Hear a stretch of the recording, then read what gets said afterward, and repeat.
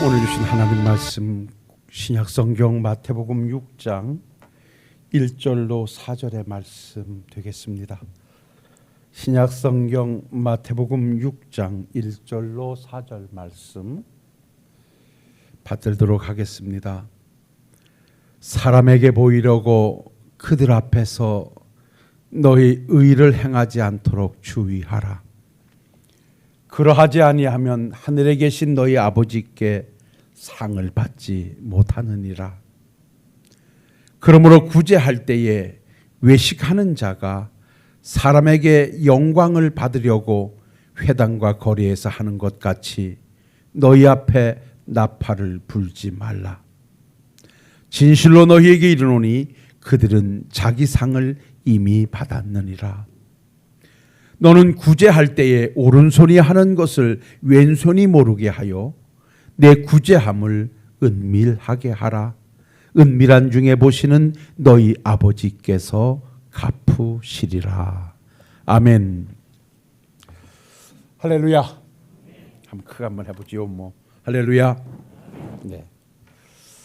거룩한 주일입니다. 온전히 하나님께 예배함에 있어서 주가 주시는 말씀 앞에 하나 되기를 주의 이름으로 축원합니다. 교회에 막중한 임무가 있다고 하면 저는 한 4가지의 임무를 말씀드리고 싶습니다. 예배자로서의 임무가 교회에 가장 우선되는 임무고요. 성례의 임무가 있고 권징의 임무가 있습니다. 성례의 임무는 주의 십자가의 죽으심을 늘 기억하면서 그 은혜 앞에 살아가기 위한 하나의 방편일 수도 있고요. 권징이라고 하면 옳고 그름에 대한 분명한 것이 교회 안에서 시행되어져야 하고요.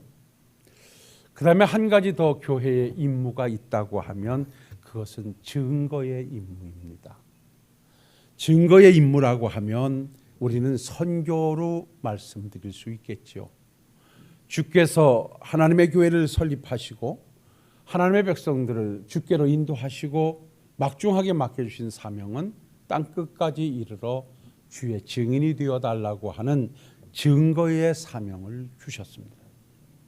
그래서 교회가 시행해야 할 정말 어떤 경우에도 다른 것은 다 중단한다 할지라도 중단하지 않고 지속해야 될 사명이 있다면 이것은 예배와 선교의 사명입니다. 이 선교, 증거의 사명 안에다가 하나를 더 덧붙인다면 우리들의 일상에서 하나님이 강조하시는 것은 바로 서로 돕는 구제의 사명이라 할 것입니다. 그래서 오늘은 구제에 관한 말씀을 가지고 우리가 어떻게 시행하는 것이 바른 구제이며 하나님의 교회와 하나님의 백성으로서 남을 돕는다는 것이 얼마나 중요하고도 막중한 사명인가 하는 것에 대한 말씀을 한번 함께 나누도록 그렇게 하겠습니다. 많은 사회학자들이 그런 이야기를 합니다. 진정한 기쁨은 나눔에서만이 가질 수 있다. 그런데 그 나눔이 가져오는 기쁨은 이 땅의 기쁨이 아닌 하나님께서 주시는 기쁨이다 라고까지 정의를 할 정도로 나눔이 주는 행복은 상상 이상의 것임을 말하고요. 또한 그 사람은 좋은 엔돌핀을 많이 발산하며 살 때 정신 건강에도 좋고 모든 부분에서 좋은데 가장 엔돌핀을 많이 생산할 수 있는 것이 바로 돕는 데서 만들어진다 그래요. 사실 세계적으로 치매율이 가장 많은 나라가 우리이고요. 그러면서도 우리나라가 그럼에도 불구하고 평정을 유지해 갈 수 있는 것은 나눔이라고 하는 정이 있는 민족이기 때문이라는 글을 제가 한번 본 적이 있어요. 그러니까 정신의학에서 나눔은 상당한 엔돌핀을 생산해내기 때문에 치매 예방에서 그것처럼 좋은 것이 없다 그래요. 그래서 내가 할 수 있는 대로 남에게 도움을 주고자 할 때 거기서 가장 건강이 유지되고 건강이 아름다워진다는 거예요. 그러니까 실제 우리 어머니 할머니들이 어려운 시대를 사시다 보니까 일본 식민지 하에 또 6.25 사변이라든지 이런 대환란을 겪으면서 많은 어려움 속에서 내 것을 만들어 사셔야 된다는 것 때문에 그것이 나눔이 중단되고 그러다 보니까 많은 정신적으로도 어려움이 있어서 한때 우리나라가 치매율이 대단히 높았다 그래요. 근데 그러면서도 또 유지할 수 있었던 것은 정말은 우리 민족으로서 모든 부모님들이 그렇겠지만 돌아가실 때까지 자식들에게 뭔가 나누려고 하는, 주려고 하는 부모는 대한민국 부모의 최고라는 것이에요. 그러니까 선진국이라든지 저 구라빠 쪽이라고 하는 것은 일정량의 여기까지 해놓으면 독립시켜서 전혀 관여를 하지 않는다는 거예요. 그러니까 어떤 나라에서는 공부시킨 것까지가 부모의 몫이고 나머지는 그가 어떻게 살든 관심 안 갖는다는 것이고요. 어디까지 해놓고서는 그 나머지는 자식들이 살아갈 몫이라고 딱 구분을 지어놓고 부모님들 나름대로 자기 중심의 삶을 살아가는데 우리나라 어른들은 그렇지 못하다는 거예요. 돌아가실 때까지 자식들 생각하고 당신의 것까지 다 어찌 해서라도 줘야 된다는 생각을 가진 것이 우리나라의 부모님들이라는 거예요. 그것이 어느 부분에서는 정신적으로 치매를 예방하는 데 있어서 도움이 되기도 한다. 그렇게 이야기하는 글을 본 적이 있어요. 자, 오늘 그렇습니다. 남을 돕는다라고 하는 것, 이 구제라고 하는 것은 어려운 처지에 어떠한 것에 의하여 어려운 처지에 있는 사람에게 힘과 도움이 돼 주는 것을 구제라고 말하는 것이거든요. 그러니까 이것은 어떤 나눔이라는 것보다도 더 깊은 것을 우리는 구제라고 정리하면 될 것이에요. 그래서 하나님께서도 하나님의 백성들에게 많은 당부 속에 서로 도와주며 나누며 구제하며 살 것을 성경 여러 곳에서 말씀해 주시기도 했습니다. 사실 신명기를 가보면 가장 구체적으로 잘 정리해 주고 계신데 신명기 15장 7절로 8절 말씀을 잠시 읽어드리면 하나님께서 이렇게 말씀하십니다. 내 하나님 여호와께서 내게 주신 땅 어느 성읍에서든지 가난한 형제가 너와 함께 거주하거든 그 가난한 형제에게 내 마음을 완악하게 하지 말며 내 손을 움켜쥐지 말고 반드시 내 손을 그에게 펴서 그에게 필요한 대로 쓸 것을 넉넉히 구워주라. 이렇게 말씀하시고요. 우리 주님께서 마태복음 5장 42절에 내게 구하는 자에게 주며 내게 꾸고자 하는 자에게 거절하지 말라 말씀하셨고요. 디모데전서 6장 18절에서는 선을 행하고 선한 사업을 많이 하고 나눠주기를 좋아하며 너그러운 자가 되라고 말씀했고요. 예배소서 4장 28절에서는 도둑질하는 자는 다시 도둑질하지 말고 돌이켜 가난한 자에게 구제할 수 있도록 자기 손으로 수고하여 선한 일을 하라고 당부하시기도 했습니다. 그러니까 인간관계에서 하나님의 백성으로 살아가면서 우리가 해야 될 많은 일들 중에 가장 아름다운 일이 있다면 어려운 사람들을 돕고 그와 함께하며 그에게 힘이 되어주는 것, 이것이 바로 우리가 사는 방법이고 우리에게 당부하신 하나님의 부탁이기도 한다는 것입니다. 어찌 보면 사람이라고 하는 것은 살아있다는 증거가 누구에게인가 도움도 주고 도움도 받으면서 사는 것이 인생이 아닌가 싶어요. 사람들 중에는 이런 사람들이 있죠. 나는 누구에게도 도움도 안 받고 싶고 도움도 주지 않겠다고 생각하는 사람이 있어요. 누구에게 도움도 받지 않고 도움도 주지 않겠다는 삶은 이건 잘 사는 삶은 아닙니다. 또 어떤 사람은 남을 도와는 주되 도움을 받지 않겠다는 사람도 있어요. 어떤 사람은 도와주지도 않으며 도움을 받기를 원하는 사람도 있어요. 하여간 사람마다 다 좀 이건 다름이라고도 이야기할 수 있겠습니다만은 그러나 아름다운 인간의 삶은 때로는 내가 도울 수 있을 때 돕고 내가 도움을 받을 수 있을 때는 그야말로 감사함으로 도움을 받을 수 있는 관계이면 이것처럼 아름다운 것이 없다. 그래서 우리는 이것도 좀 물 흐르도록 잘 가면 좋겠다는 생각을 해봅니다. 자, 늘상 제가 여러분들과 시간이 있을 때마다 말씀드리긴 합니다만은 우리의 삶에서 우리가 거절할 수 없고 외면할 수 없는 것은 어려운 처지에 놓인 이웃을 외면하지 말아야 한다는 것입니다. 그래서 늘 나보다 약한 자, 연약한 자, 힘든 자가 내 곁에 있을 때 우리는 할 수 있으면 무엇으로 그에게 도움을 줄 수 있을까라고 찾아야 되고, 그래서 도와주는 자로 살아갈 때 그 삶이 잘 사는 삶이고, 그 삶이 하나님의 영광을 드러내는 삶이고, 그 삶이 주의 증거의 초석이 되기도 한다는 것입니다. 근데 우리가 본론에 들어가기 전에 돕는 자로 살아가면서 꼭 기억하실 일이 있습니다. 그 돕는 것은 도와주는 자의 중심이 아니라 도움을 받아야 될 사람의 중심으로 모든 것이 시행되어져야 한다는 것입니다. 맹고하니 재난을 통해서든지 어떠한 환경을 통해서든지 누구에겐가 도움을 받아야 할 처지에 있는 분들은 이미 큰 상처를 가지고 있는 분들입니다. 무엇에 의해서 상처가 난 사람들입니다. 그런 사람을 돕는다는 것은 그 상처를 덮어준다는 것이기도 하고, 상처를 치료해 준다는 것이기도 하고, 그 아픔에 동참한다는 것이 바로 돕는 것이고 구제인 것인데, 그것이 바로 나로부터 시행되어지는 것이면 까딱 잘못하면 도움을 받는 그에게 또 다른 상처와 아픔이 될 수도 있다는 것이에요.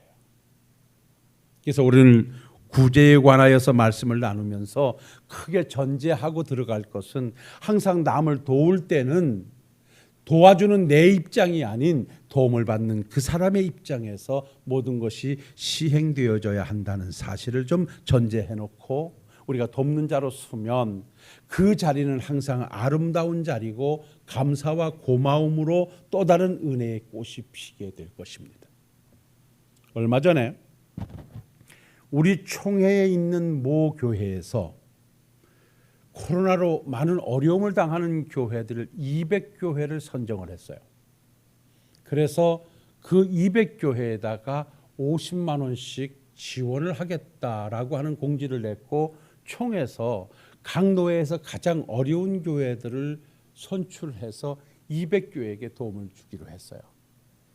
여러분, 한 교회에 50만 원이면 이게 200교회면 1억입니다. 작은 돈 아니죠. 대단한 일이죠. 그래서 저희 교회에서도 몇 교회를 추천을 해서 보냈어요. 그런데 거기에 조건이 보니까 청주에 있는 교회인데 거기까지 내려와야 되고, 그 교회가 가지고 있는 프로그램이 오전 10시에서부터 5시인데 그 프로그램에 동참해야 되고, 그리고 반드시 동참해서 자기가 거기에 참석했다고 하는 어떤 출석을 체크해야만 나눔이 있다라고 하는 것으로 이렇게 공지가 돼 있어요. 그래서 저는 그것을 이렇게 전해 들으면서 좀 아쉬움이 있습니다. 이렇게 나눠야 되는가? 정말 나누는 이 어려운 상황에 1억이라는 돈을 나누는 것은 대단히 큰 일이고 칭찬드릴 만한 일이고 정말 존경받을 만한 일인데, 이렇게 이러한 방식으로 나눠야 될까라는 생각은 좀 가지고 있었는데, 그래도 여러 이야기 중에 제가 우리 목사님들에게 그랬어요. 목사님들 내려가십시오. 다녀오십시오. 50만 원이 작습니까? 그래서 다른 노회보다 조금 더 우리 노회장을 통해서 추천을 해가지고 한 배나 되는 목사님들을 보냈어요. 근데 우리 노예만이 아니라 다녀온 목사님들이 상처를 하나름씩 안고 왔어요. 한 사람도 빼놓음이 없이 다 상처를 받고 왔어요. 그래서 왠가 하고 살펴봤더니 그야말로 그들이 대단한 일로 음식을 만들고 잔치를 준비하고 다 했는데, 거기에 간 모든 목사님들이 얼마나 어려우면 그 멀리까지 가셨겠습니까?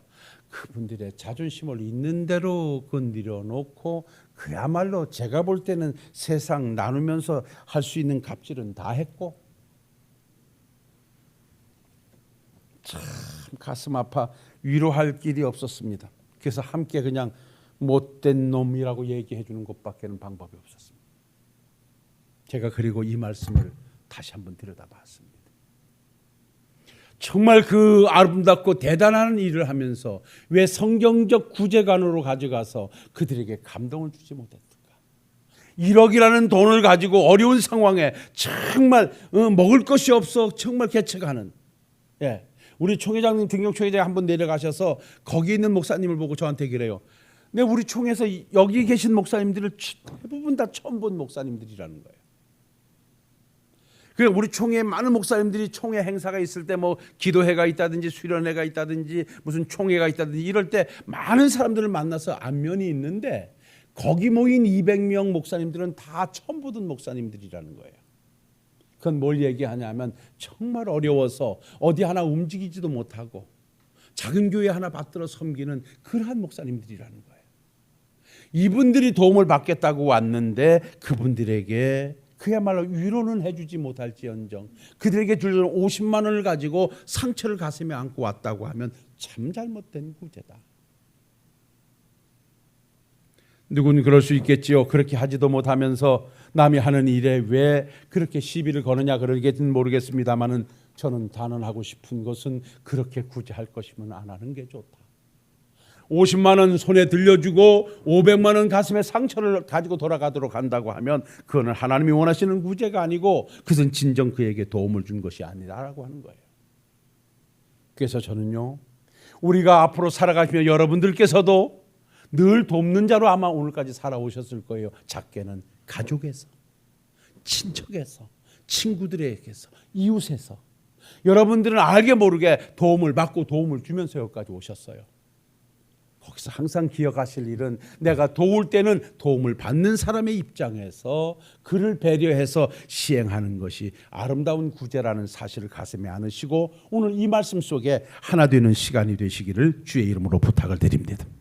자, 그렇다면 우리가 남을 돕고 어려운 사람을 외면하지 말고 살아야 될 것이 하나님의 명령이라고 할 때 오늘 하나님께서 우리 주님께서 남을 도울 때는 어떠한 자세로 도우라고 말씀하는가 오늘 찾아가 보면 딱 두 가지 자세를 말씀합니다. 그 첫째가 따라합시다. 사람에게 영광을 받으려고 하지 마라. 남을 도울 때 사람에게 영광을 받으려고 사람에게 칭찬을 들으려고 사람에게 인정받으려고 남을 돕지 말라는 말씀이에요. 오늘 6장 2절 말씀을 보십시오. 그러므로 구제할 때에 외식하는 자가 사람에게 영광을 받으려고 회당과 거리에서 하는 것 같이 너희 앞에서 나팔을 불지 마라. 진실로 너희에게 이르노니 그들은 자기 상을 이미 받았느니라. 이렇게 말씀해요. 사람은요, 인정 욕구를 다 가지고 있습니다. 존경을 갈구하는 욕구도 가지고 있습니다. 누구에게로부터 칭찬 듣고 누구에게로부터 인정받고 누구에게로부터 존경받으려고 하는 그 기본적인 갈구는 다 가지고 있습니다. 그러나 그것에 매여서 무엇을 시행하게 될 때 그 일은 그르치게 되어지는 것입니다.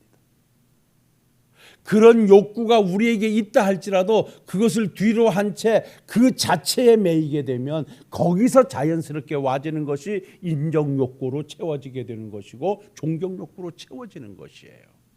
그런데 이것이 주객이 전도돼서 그것을 목적으로 한 그야말로 구제이고 돕는 것이면 이것은 바른 것이 아니고 거기서 아름다운 영광의 모습은 드러날 수 없다고 하는 것입니다. 특별히 오늘 말씀에서는 나팔을 불지 말라고 합니다. 이 나팔을 불지 말라고 하는 것은 바리새인들이나 이때 상황들은 자기들의 상황을 드러내려고 나팔을 불며 우리가 구제하니 모이라고 외치고 소리쳤던 자들입니다. 그래서 사람들이 야, 저 사람들은 그래도 구제하는 사람들이라고 하는 존경을 늘 받고 있다고 생각을 했어요. 이런 것을 보고 우리 하나님께서는 말씀합니다. 자기 상을 이미 받았다. 내가 칭찬해 줘야 될 것을 사람들로부터 칭찬받았으니 나는 너에게 칭찬해 줄 것이 없다라고 하나님은 말씀하고 있는 것입니다. 사랑하는 성도 여러분, 여기서 우리는 말씀을 간단히 찾아가야 됩니다. 도움을 주는 것은, 남을 구제하는 것은 그야말로 연민과 애정에서 시작되고 연민과 애정에서 마무리가 되어져야지 거기서 자기의 의를 드러내고 자기를 과시하기 위해서 행한다면 결국 가난한 자까지 이용해서 자기의 욕심을 채우려고 하는 파렴치한 행동일 수밖에 없다는 거예요. 정말 저 사람이 불쌍해서, 정말 저 사람들이 어려워서 어떻게 하면 저 사람들에게 함께 해줄 수 있지라고 하는 연민에서 시작되고 마무리되어야 되는데, 그것이 아닌 그것을 통해 가지고 자기의 의를 과시하고 자기가 뭘 행했다고 자기를 드러내려고 한다고 하면 이건 구제가 아니라는 거예요. 이것이 바로 하나님께서 우리에게 주시는 말씀이 바로 이거예요. 사람에게 영광을 얻으려고 하지 마라. 제가 여러분들에게 소개해드린 그 교회는 좀 죄송합니다마는 저는 그들의 행태는 사람에게 영광을 얻으려고 하는 거예요. 제가 문제 제기를 하니까 일부 목사님들이 그래요. 목사님, 그래도 그렇게 하는 교회가 어디 있습니까? 그래요. 그래서 내가 그렇게 하는 교회는 없는 게 낫습니다. 1억이라는 돈을 놓고 그렇게 하는 교회가 어디 있습니까? 없어요. 그런데 그 돈을 그렇게 할 바에는 안 하는 게 낫습니다. 어려운 사람들에게 상처를 주고 그 사람들에게 진정한 연민과 애정이 없이 자기의 의를 드러내려고 행하는 이러한 구제라고 하면 이거는 파렴치한 일이다. 이건 하나님이 원하시는 일이 아니고 하나님이 기뻐하시는 일도 아니다. 그래서 우리가 기억할 일은, 사랑은 언제나 그 자체가 목적이 돼야지 그것이 어떤 것을 만들어내려고 하는 수단이 될 때 이것이 빙자하게 되는 거예요. 내가 누구에게 뭘 주고자 할 때는 주는 자체에서 맞춰져야지, 이걸 줌으로써 뭘 또 다른 인센티브를 가져오려고 하는 것은 이거는 수단이에요. 목적이 아니에요. 이런 것은 파렴치한 거예요. 그래서 구제는 바로 사람에게 영광을 얻으려고 하지 말고 그걸 통해서 그에게 유익을 주고 살아계신 하나님께 아름다운 영광을 돌리는 것이 목적이라는 것, 오늘 가슴에 새기시고요. 남은 삶 여러분 살아가실 때 가까운 주변 사람이라도 도울 때 그야말로 그를 생각해서 시행할 수 있는 우리 식구들이 되시기를 주의 이름으로 부탁을 드립니다. 또 한 가지 구제할 때 구제의 방법은 뭐냐? 따라합시다. 은밀하게 하자. 은밀하게. 여기 은밀하게 하자라고 하는 말 전제합니다. 오른손이 하는 것 왼손이 모르게. 여러분 가만히 이 말씀 이제 다 끝났어요. 생각해 보세요. 여러분 오른손이 하는 것 왼손이 모르겠습니까? 내 몸에 오른손 왼손이 붙여 있어요. 지금 오른손이 하는 것을 왼손이 알까요 모를까요? 알아요? 아이 대답해 봐요. 알아요. 근데 매번 할 때마다 왼손이 너 오른손 이거 하는구나 그렇게 늘 얘기하나요? 이 말씀 잘 풀어 가셔야 됩니다. 몸에 붙어 있기 때문에. 근데 나는 오른손이 할 때 나 왼손이 모르는 것 같아. 나는. 여러분 한번 집에 가서 오른손으로 밥 먹으면서 맨날 왼손이 너 오른손이 일하는구나 맨날 이렇게 하고 있는 거 한번 봐봐.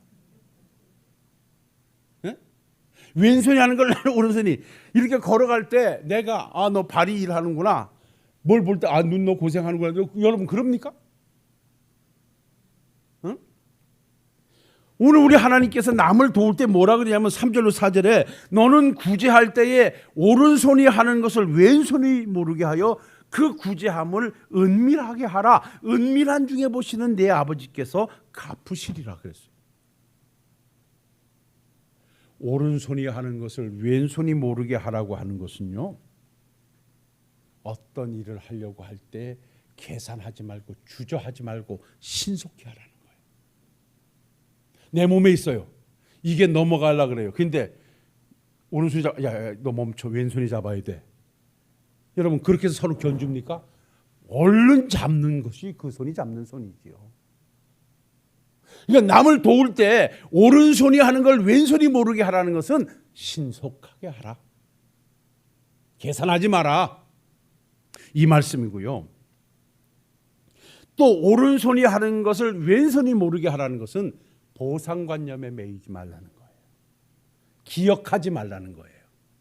내가 너를 도왔으니까 뭐가 올 거야라는 기억하지 말라는 말씀이 오른손이 하는 것 왼손이 모르게 하라는 거예요. 제가 아까 말씀드렸잖아요. 우리가 이렇게 살아가면서 늘 오른손이 하는 일을 왼손이 기억하고 있다면 한 1년 살면 다 죽을 거예요.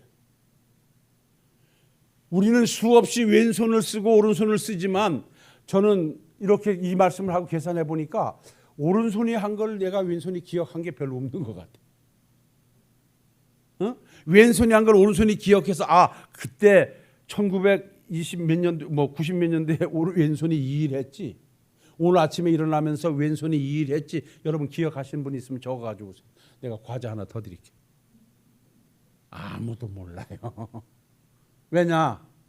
신속히 행했으며 전혀 왼손이 하는 것을 왼손이 어떤 보상관념에 매여서 기억하고 내가 이번에 일했으니 다음에 네가 이해라고 말하지 않았기 때문에 그래요.